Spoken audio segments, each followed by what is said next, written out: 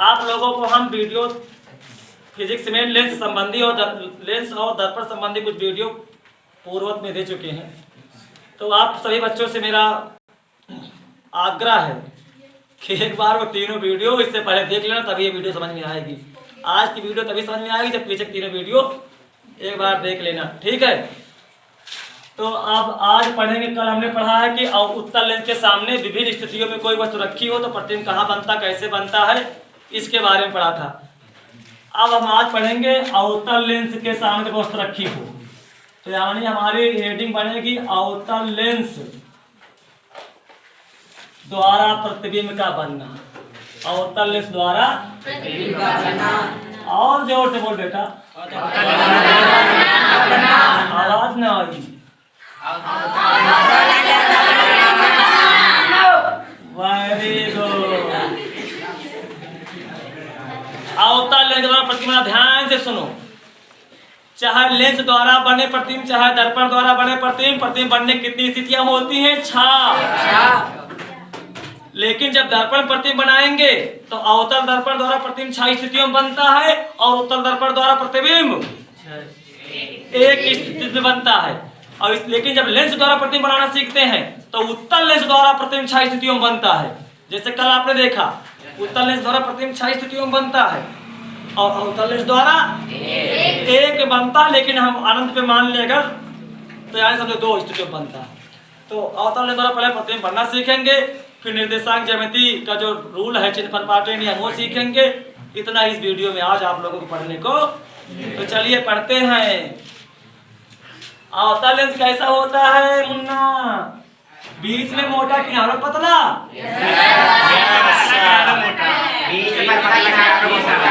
ठीक है, अच्छा अच्छा, ये अच्छा है, अच्छा ना किया कर। अवतल लेंस बीच में क्या होता है? वह परिभाषा क्या होती? वह लेंस जो बीच में पतला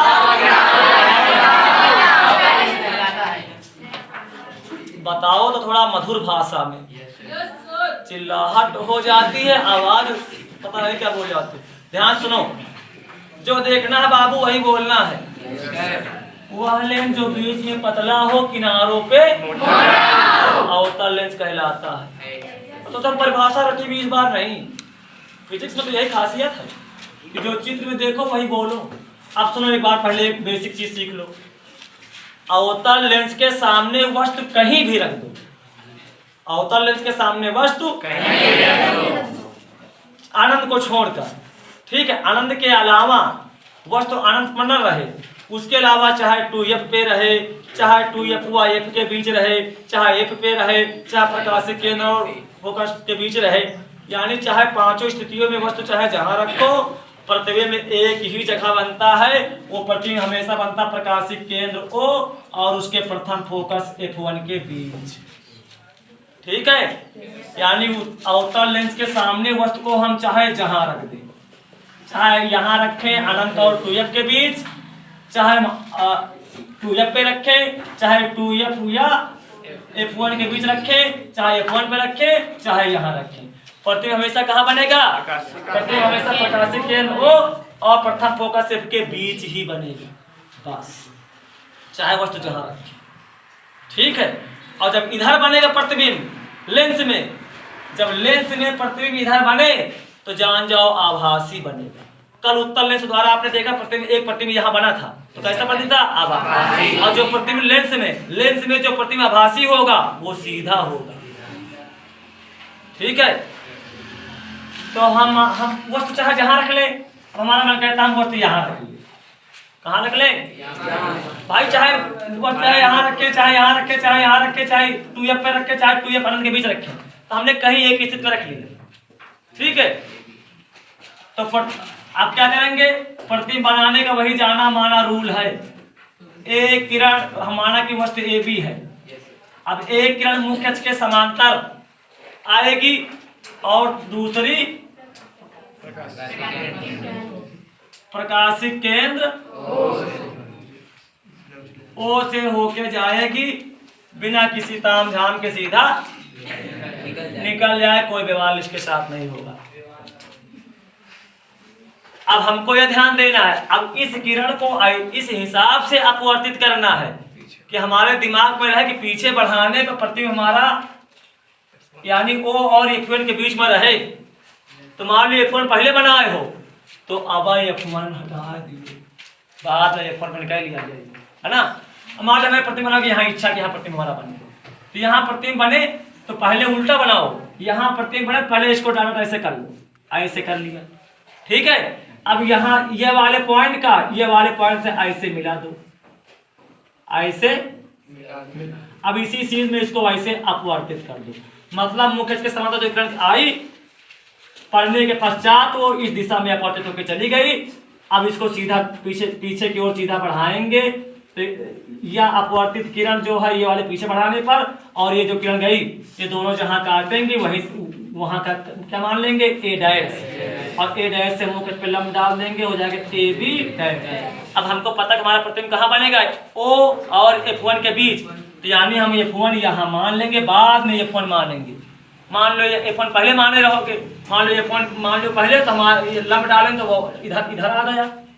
मान लो F1 यहाँ माने रहो तो गलत हो गया ना। इसलिए इसकी अपने दिमाग में पूरी बात रख के कि हमारा प्रतिबिंब बनेगा जो O और F1 के बीच बनेगा, तो F1 बाद में मानेंगे, और जहां हमारा मिल जाएगा जैसे ये किरण से अपवर्तित कर देंगे। और इसको थोड़ा दूर से अपवर्तित करना, मान लीजिए इसका अपवर्तित तुम हम ऐसे खाली कर दें तो ऐसे में तो बहुत दूर मिल ही जाएगा। इसलिए इसको जितना ऊपर झुकाओगे ऊपर की ओर, जितना ऊपर की ओर जितना ऊपर की ओर मतलब मोड़ दोगे जितना ज्यादा उतने पहले मिल जाएगा। हाँ, जिससे ज्यादा मोड़ दिया ऊपर को तो पीछे की ओर बढ़ाएंगे तो यहाँ आके मिल गया। अगर सोचो इसको हम ये इस वाली किरण को ऐसे मोड़ते ऐसे तो उसी सीधे पीछे बढ़ाते तो कहीं दूर मिलती जाके ना, तो इसलिए इसको थोड़ा ज्यादा मोड़ देंगे, ठीक है ना। ये टेक्निक है, ये तकनीक, इनको जानो चित्र बनाते समय। यहाँ नहीं चित्र बना ही नहीं पाओगे साफ सुथरा चित्र और सही चित्र नहीं बना पाओगे जब ये बात नहीं जानोगे। जैसे हमको पता है कि हमारा प्रतिबिंब O और F1 के बीच बनेगा, इसलिए तो हम F1 को बाद मानेंगे। और मान लो हम इसको कम घुमाएं या यहाँ ये 2F आके मिल जाए तब विगलत हो गया। इसलिए थोड़ा ज्यादा इसको झुकाना है, आप किरण को थोड़ा ज्यादा झुकाना जो मुख्य के समांतर आए। हमारा अब यही A डैश B डैश क्या है, वस्तु AB का प्रतिबिंब। कैसा हम देख रहे हैं, AB ऐसे है, ऐसे नहीं हो, सीधा प्रतिबिंब। अब दिखाई पड़ रहा छोटा है, और चूंकि पीछे किरण बढ़ाने को मिला, पीछे बढ़ाने को मिला ना, तो यानी आभासी प्रतिबिंब, यानी A डैश B डैश प्रतिबिंब वस्तु AB के अपेक्षा छोटा, सीधा और आभासी होगा, ठीक है।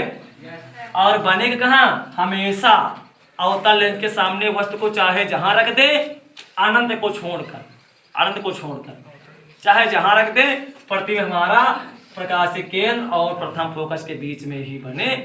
चाहे वस्तु को हम यहाँ रख लेंगे, चाहे यहाँ रख लेंगे, प्रतिबिंब हमारा यहाँ, मान लो वस्तु को यहाँ रख ले तो प्रतिबिंब और अंदर बन जाएगा। तो इसे एग्जाम में आ जाए तो यही स्थिति दिखा देना है, स्थिति लेके, ठीक है, हो गया। अब ये तो बात समझ गए। अब एग्जाम में लिखोगे कैसे,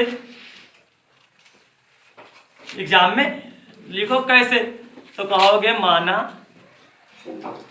AB, माना कोई वस्तु AB अवतल लेंस के सम्मुख किसी यानी अवतल लेंस के सम्मुख स्थित है, या तो पहले एक लेने से लिख दो, जो कि अवतल लेंस के सामने वस्तु को चाहे जहां रखें, प्रतिबिंब प्रकाशिक केंद्र O और फोकस F1 के बीच ही बनता है।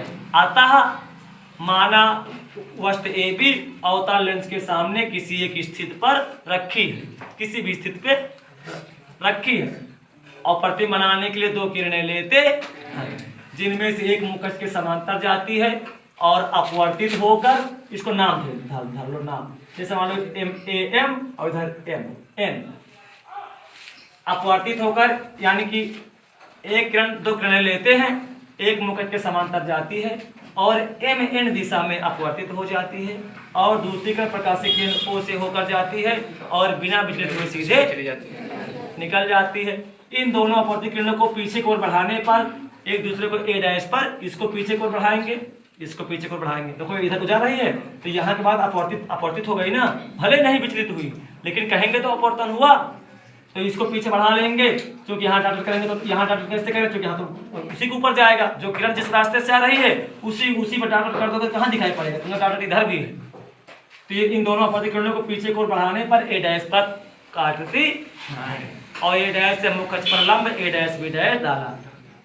ए डैश बी डैश ही वस्तु ए बी का प्रतिबिंब है, जो आभासी, छोटा और सीधा है, और ये प्रकाशीय केंद्र O और प्रथम फोकस के बीच। ठीक है, अवतल लेंस के सामने वस्तु को चाहे जहां रखें, प्रतिबिंब हमेशा प्रकाशीय केंद्र और प्रथम फोकस के बीच बनेगा। केवल एक स्थिति को छोड़कर जब वस्तु अनंत पे रखी है, अनंत पे रखी हो तो ध्यान दे लो क्या होगा। जैसे मान लीजिए हमारा ये अवतल लेंस है, देखो जब वस्तु अनंत पे रखी होगी तो हम मुख्य अक्ष पे समांतर किरणें लाएंगे। उत्तल लेंस में भी समांतर किरणें लाए थे ना, जब वस्तु हमारी कहाँ हो, अनंत पर, वस्तु अनंत पर हो।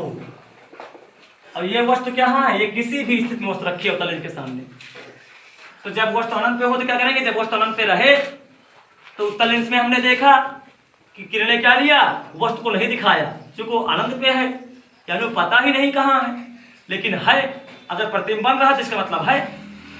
ठीक है, तो वो मतलब वो दिखाई तो पड़ नहीं रही कहाँ है, तो हम केवल किरणें दिखाएंगे, वस्तु को नहीं दिखा। तो हम और जब अनंत पे वस्तु रहे तो किरणें कैसे लाएंगे, किरणें लाएंगे हम मुख्य अक्ष के, जैसे मान लो अनंत से दो किरण मुख्य अक्ष के समांतर ये आई और दो किरण ऊपर ले लेंगे, ये अपना मुख्य अक्ष है, ये अपना गोलू मोलू क्या है, मुख्य अक्ष है। तो अनंत पे वस्तु स्थित है तो क्या करेंगे, वही अपसारी प्रकृति वाला चित्र बनेगा, अपसारी प्रकृति वाला जो चित्र बनेगा। जब वस्तु अनंत पे होती है तो प्रतिबिंब उसके प्रथम फोकस F1 पर बनता है। ठीक है, अनंत से किरणें आ रही हैं, अब एक किरण को हम जानते ही एक किरण को हम ऐसे अपवर्तित कर देंगे, अब पीछे की ओर बढ़ाएंगे। लेकिन ध्यान दे भाई, फोकस पे मिलती है ना, तो पहले इसको भाई अपवर्तित, देखो हमने पहले अपवर्तित कर दिया तो हमको मिटाना पड़ा, तो इसलिए सावधानी बरतो, वीडियो सुन लेना ध्यान से, बन रहा है तो ये हमने अपवर्तित कर दिया, गलत हो गया, हमको मिटाना पड़ गया, तो इसलिए पहले हमको पता कि प्रतिबिंब F1 पर ही बनेगा, तो F1 को थोड़ा F1 बने, थोड़ा F1 हम यहाँ लेंगे। ठीक, अब पहले हम सारे पॉइंटों को F1 से मिला देंगे, इसको F1 से मिला दिया, इसको F1 से मिला दिया, इस पॉइंट को भी F1 से मिला दिया, और इस पॉइंट को भी F1 से मिला दिया। ठीक है, अब मिला दिया, अब जहां मिला है उसी सीध में अपवर्तित कर दो। जैसे मान लो ये किरण आई, ये इसको ऐसे मिलाया तो समझो ये इसी सीध में ऐसे अपवर्तित हो गई। पहले अपवर्तित करोगे तुमका जबरदस्ती इधर चढ़वावे को पड़ेगा, अंदर को मतलब टेढ़ा मेढ़ा करना पड़ेगा। अभी टेढ़ा मेढ़ा रहेगा तो एग्जाम तुरंत जान जाएगा, काट काट देगा वो, इसलिए पहले ऐसे मिलाने के बाद ये चित्र बनाना। जिस क्रम में मैं रेखा खींच रहा हूँ उसी क्रम में खींचोगे तब चित्र एकदम सही आएगा। ठीक, अब उसके बाद ये वाली किरण, जैसे ये किरण जो आ रही है, ये वाली ऐसे आई थी ऐसे गई, ऐसे मतलब मिला, मतलब कि ये इसी सीध में पीछे बढ़ा मिलाया गया है, यानी ये कहाँ से आई, मतलब इसी सीध में अपवर्तित होगी, इसी सीध में ऐसे अपवर्तित कर दो। ऊपर वाली ये वाली यहाँ से जहाँ ये रेखा है वहां से इस सीध में ये है, ये डॉट इसी सीध में अपवर्तित, और ये वाली इसी सीध में, यानी कहाँ तक किरणें यहाँ पढ़ने के बाद ऐसे अपवर्तित हुई। अब इनको सबको पीछे बढ़ाएंगे तो ये F1 पे मिल जाएंगी। तो यानी वस्तु अवतल लेंस के सामने यदि अनंत पर रखी हो तो प्रतिबिंब उसके प्रथम फोकस पर बनता है। ठीक है, और अगर वस्तु अनंत के अलावा कहीं भी रखी हो तो प्रतिबिंब हमेशा प्रकाशीय केंद्र और प्रथम फोकस के बीच बनता। तो ये अवतल लेंस संबंधी हो गई बातें। ठीक है, अब हम सीखेंगे कि निर्देशांक ज्यामिति संबंधी यानी दूरी नापने का। अब हम अगला टॉपिक हमारा क्या है, दूरी नापने का। बहुत ये न्यूमेरिकल में ये रूल बहुत काम आएगा जो हेडिंग डाले चल रहा हूँ। और प्रकाश से न्यूमेरिकल इम्तिहान में ना आए ये आज तक हुआ नहीं। आज तक जितने भी पेपर हुए हैं कभी ऐसा नहीं हुआ कि पेपर में प्रकाश से न्यूमेरिकल कोई ना आया। और न्यूमेरिकल जो लगते हैं उसमें ये अपना जो हेडिंग डालने चल रहा हूँ इसका अप्लाई करना होता है, बहुत सावधानी से करना होता है। तो वो रूल निकालने चल रहा हूँ। दूरी नापने के लिए इम्तिहान में नहीं आएगा, लेकिन जो सवाल आएंगे इसी को ध्यान में ये आएगा, तभी सवाल लगा पाओगे सही से, चिन्ह तभी ले पाओगे सही से। धनात्मक चिन्ह, ऋणात्मक चिन्ह, बहुत बच्चे कंफ्यूज रहते हैं। जब दूरी नापने की निर्देशांक ज्यामिति का चिन्ह परपाटी नियम आएगा तभी सही से चिन्ह ले पाओगे कि कहाँ धनात्मक कहाँ ऋणात्मक लेना है। तो दूरी नापने की निर्देशांक ज्यामिति का चिन्ह परिपाटी नियम। अब कहोगे गुरुजी का ये इम्तिहान में आई, हम कह देंगे खींच कंटाप मारेंगे तेरे। हम पहले बता दिया तो सुनता नहीं ध्यान से। हमने कहा इम्तिहान में ये नहीं आएगा कि दूरी नापने के निर्देशांक ज्यामिति के चिन्ह परिपाटी नियम लिखिए, लेकिन ये नहीं आएगा तो न्यूमेरिकल जो आएगा वो नहीं कर पाओगे। समझ रहे हो? अच्छा बताओ, हैंड पंप नहीं रहेगा तो पानी पीने को मिलेगा? अब पेड़ नहीं लगाओगे तो फल खाने को मिलेगा? कहे तो खरीद लेंगे। और इसी तरह सब लोग कहें खरीद लेंगे, कोई पेड़ लगाए ही ना। सभी लोग कहें भाई किसी के पास आज के जमाने में पैसा कम है कहाँ, सभी लोग कहें हम पेड़ नहीं लगाएंगे, हम खरीद लेंगे। तो एक समय ऐसा है कि कोई फल वाला पेड़ पृथ्वी कोई पेड़ ही नहीं मिलेगा, बचेगा। तो मतलब यह है कि कुछ चीज़ें जीवन में है, जरूरी है कि वो हैं तभी कुछ और है। जैसे पंखा लगे हुए हैं तो, लेकिन चल रहे हैं, लाइट नहीं है। तो ये पंखा का मतलब तभी अस्तित्व है जब लाइट है। उसी प्रकार न्यूमेरिकल तभी लगा पाओगे जब ये आएगा। ये नहीं है तो न्यूमेरिकल तुम्हारा ऑटोमेटिक बेकार। जैसे लाइट नहीं तो पंखा बेकार, और निर्देशांक ज्यामिति चिन्ह परिपाटी नियम नहीं पता तो न्यूमेरिकल तुम्हारे लिए बेकार। न्यूमेरिकल नहीं लगा पाओगे भाई। अब ज्यादा तो इधर उधर घुमाने की बात हमारी आदत है नहीं, अब सीधा टॉपिक पे आऊंगा। हम एक प्यारा सा अपना गोलू मोलू बनाएंगे। देखो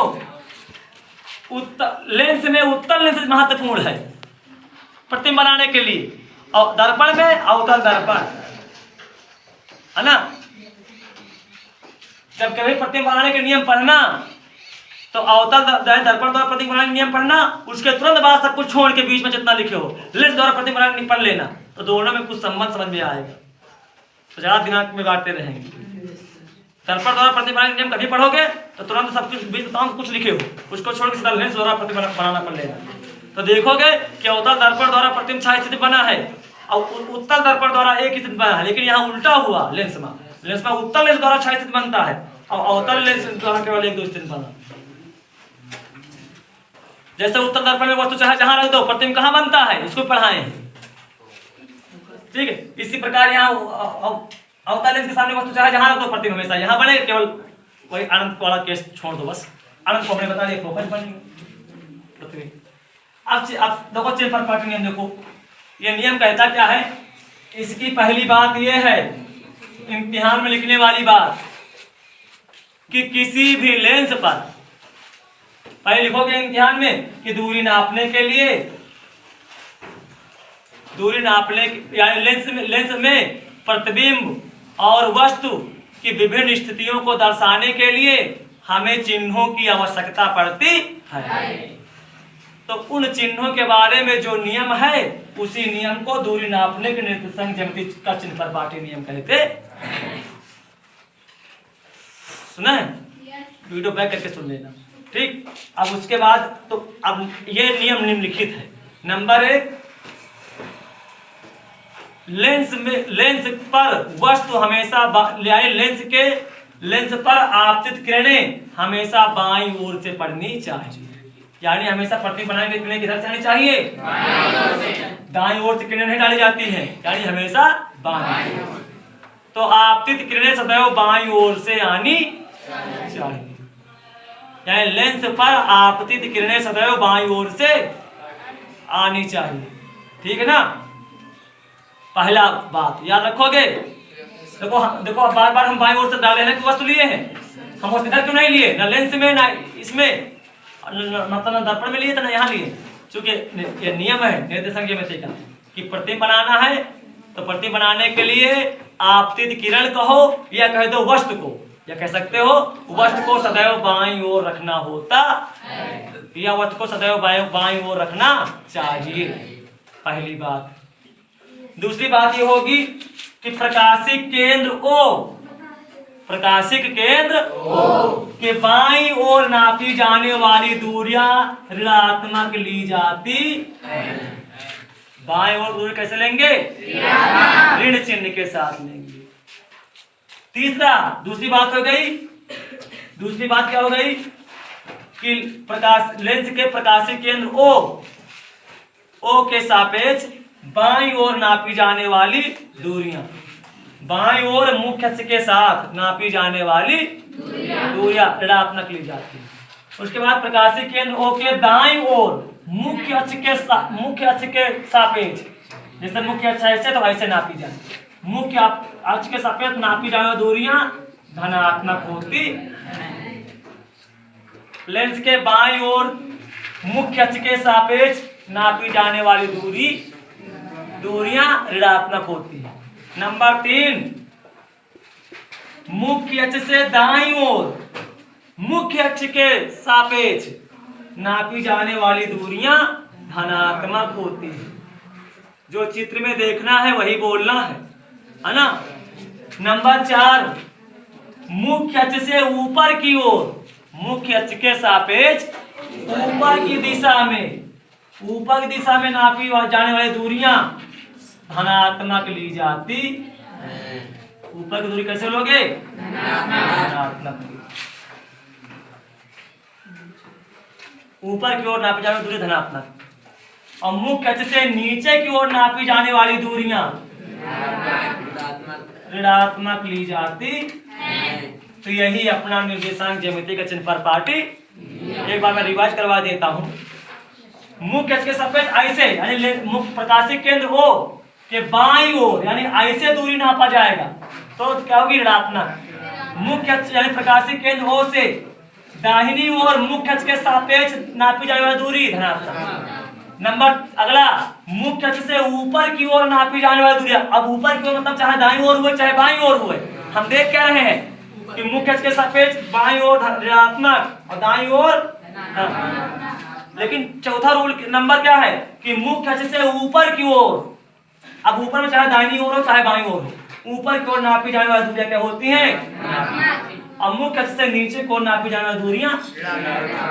यही निर्देशांक ज्यामिति चिन्ह पर पार्टी। तो आज के लिए बस इतना ही। That's all, thank you.